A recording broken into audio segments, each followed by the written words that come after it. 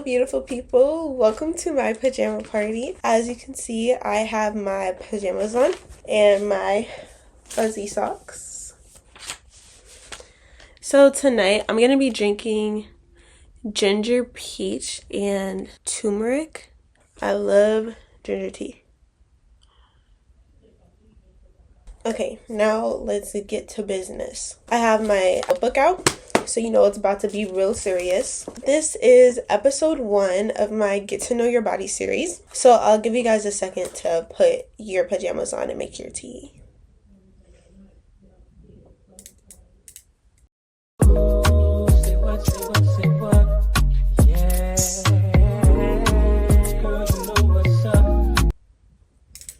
Okay, so today we're going to be talking about and understanding our phases. And as a disclaimer before I start this video, I am not a doctor. I'm 17 years old.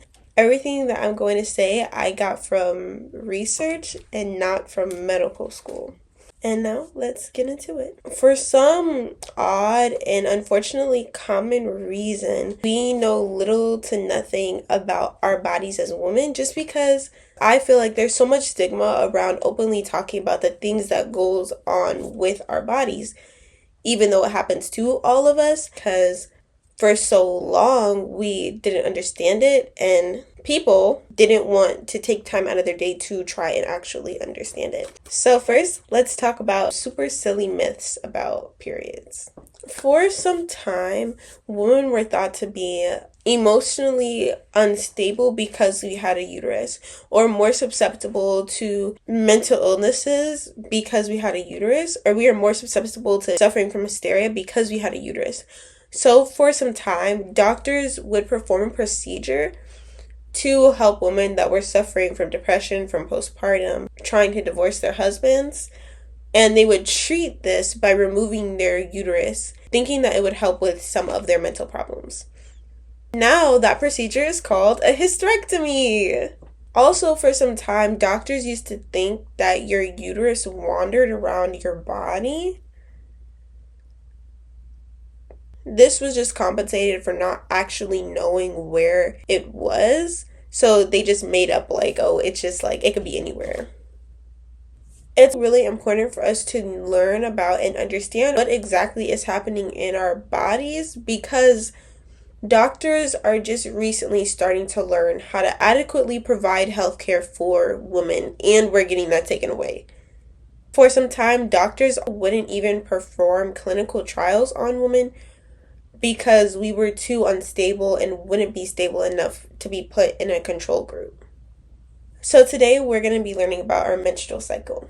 To start, there are only 4 mammals other than us in the world that actually menstruate in the same process that we do. That's bats, elephants, apes, and a spiny mouse. Other mammals, like dogs for example, have an estrous cycle. There are a couple small but key differences that separate the estrous cycle from the menstrual cycle. So the estrous cycle happens in higher primary mammals.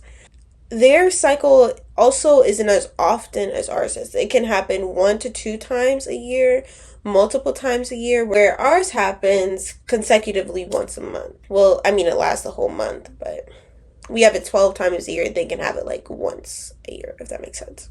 The signs that animals are going through their estrous cycle are pretty similar to the signs that we get when we're going through our cycles, like swelling of genitalia, discharge, and whatnot. The estrous cycle is also the only time when higher primary mammals are able to sexually reproduce. It's the only time when they're sexually receptive. So if an animal, like a dog, for example, was to have sex when they're not in heat, it's a significantly lower percentage. I'm not a vet, so I don't know, but they have a small amount of bleeding that happens. Anyone that has like a dog or a cat can attest to this. It's really annoying to have to clean up. It is there, and that's is bleeding from vaginal tissue that's swelling, and not bleeding from shedded lining of the uterus like we do. Cycle length varies from person to person. So some people's cycle lasts 28 days, some last 30, some last 20, I think. It doesn't make you more or less healthy depending on how your cycle varies. On average, most women's cycle lasts for 28 days. You have 4 phases in your cycle. The menstrual phase, which lasts from day 1 to day 5. The follicular phase, which lasts from days 1 to 14. The ovulation phase, which is only a day long, which is on day 15. And then the luteal phase, which is from day 16 to day 28. I want to put a lot of emphasis on this throughout this video, that everyone's cycle is different and everybody's body works in different ways. So everything that I'm talking about is on average. Now let's start off with the phase that we're most familiar with, which is the menstrual phase. This is the phase where your uterus sheds its lining and exits through your vagina in the form of blood. A lot of women will experience cramping, lower back pain, bloating, cravings, fatigue, and mood swing. And some people, like me, experience loss of appetite. Period symptoms vary from person to person. During your menstrual phase, your body also has significantly lower levels of estrogen and progesterone, which then trigger the actual shedding of the uterus lining. Some self-care tips for this phase.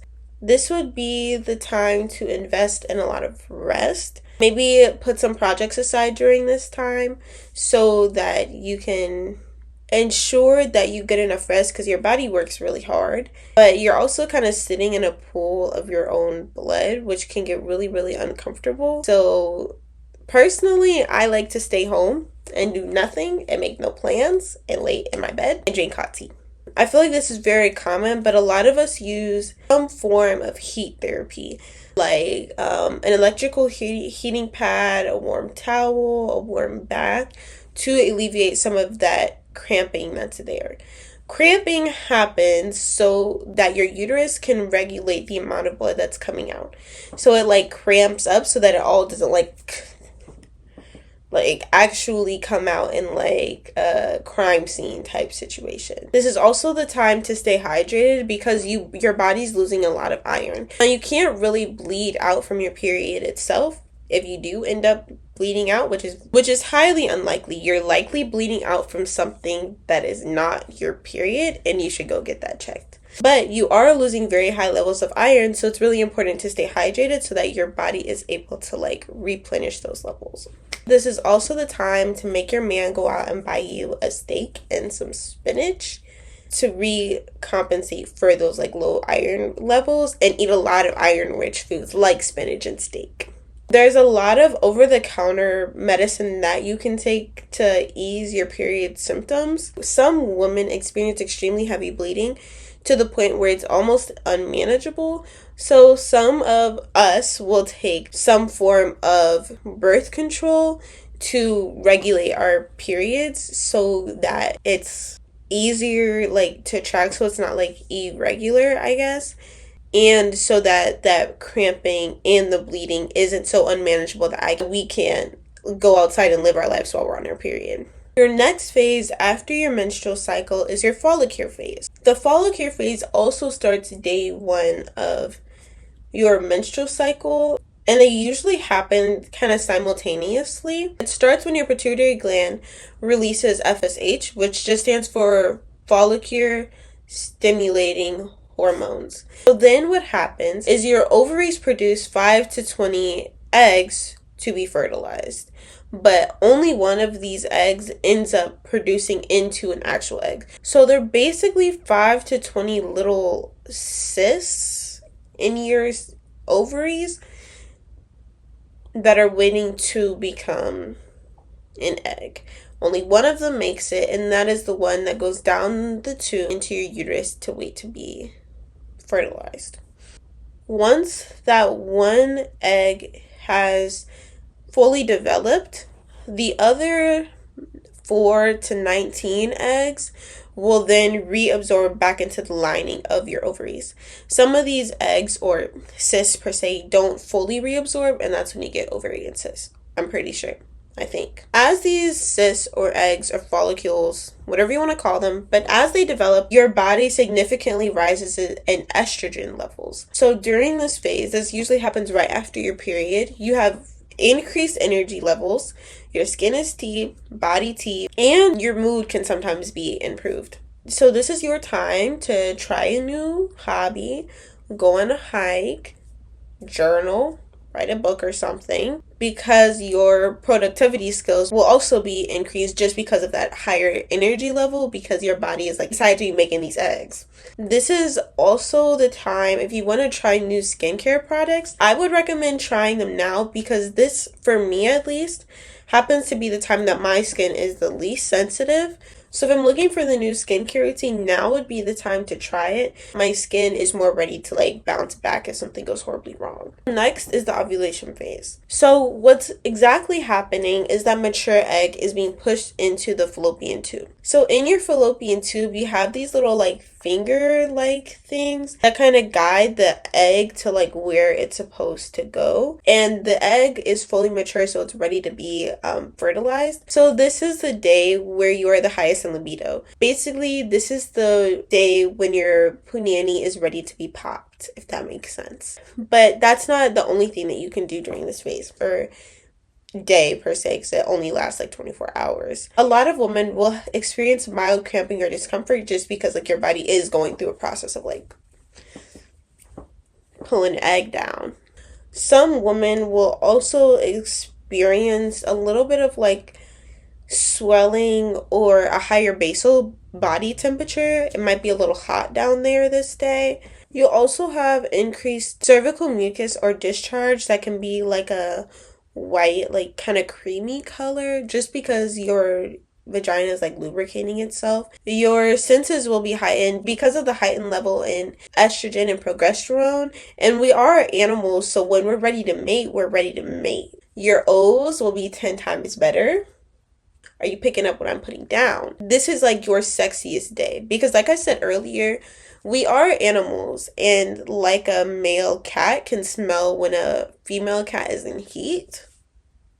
It's kind of the same way with us. Like a man will be like more attracted to you, or like your man, specifically somebody that's in love with you and deserves to be in them, will find your smell more attractive on this day, which I think is really interesting. We don't really exactly know why, other than like we're animals. So you'll also tend to be more confident on this day. So if you need to schedule an interview or anything like that, a networking day, then I would say you should do it so that like naturally you're more sociable, you have more confidence, and you're more ready to like interact with people. This is also the day that you're most fertile, because your body is kind of waiting for that egg to be fertilized this day. So if you're not really trying to pop a baby right now, then maybe you should triple up on protection, or just do it like tomorrow and not on this day. The next phase is your luteal phase. So this happens after ovulation, and it empties out the follicle. So what's happening during this phase is the empty follicle that wasn't fertilized is now turning into a corpus luteum. So this is full of progesterone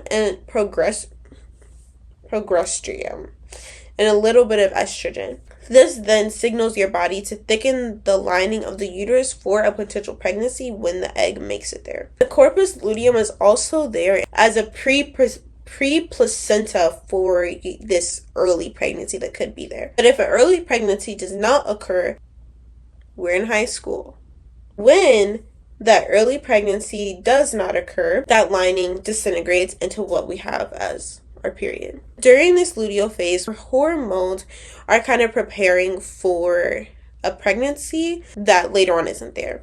But this is the time where we have most of our pregnancy scares, because like your period might be like a day or two late, and all of a sudden you're like craving cold tater tots, or acne, bloating, breast tenderness, mood swings, you're more emotional. Your skin is also the most sensitive at this time. So this would be the time to stick to your normal skincare routine and keep it fairly simple, so that your skin is able to rebuild that barrier and thrive. You're also probably going to be the most stressed out during this time, just because your hormone levels are so high and your mood is all over the place. And you also could be in a pregnancy scare. So this would be the time to meditate, get a massage, do some light walking, reconnect with nature and whatnot to reduce those stress levels.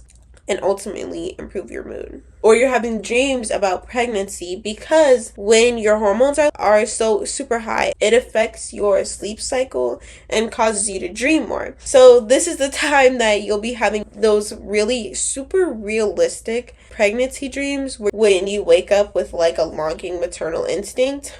Well, maybe that's just me, but during this phase is when you have like the most pregnancy scares, because you'll be having most of the same symptoms during your luteal phase that you would have during a pregnancy, because your body is preparing for a pregnancy. So you're like pregnant without being pregnant. Now, this is a time to stock up. You're hungry all the time. So this is the time that I crave carbs all the time. I eat so much pasta during this phase, but you should eat smaller portions but more frequently to manage your bloating and then to also maintain energy levels. So maybe you shouldn't be eating pasta all the time. I will still be eating pasta all the time, but I'm supposed to be giving you guys like good, like big sisterly sleepover advice. So maybe like don't. To sum up everything that we just talked about, you have 4 phases in your cycle. Your menstrual phase, which lasts 1 to 5 days. This is when your uterus lining sheds and you bleed and you cramp. Then you have your follicular phase, where your body produces 5 to 20 cysts. Only one of them becomes an egg and the rest reabsorb into your body. Then you have your ovulation day, which is when the egg is making its way through the fallopian tube out of your ovaries. This is your horny day. Then you have the luteal phase, when your body prepares itself for pregnancy, but that doesn't happen, so then it sheds and you're back to day 1. And that's it. Thanks for watching, and I hope to see you at my next pajama party. Good night. Just to reiterate, I'm not a doctor. I'm 17. Bye.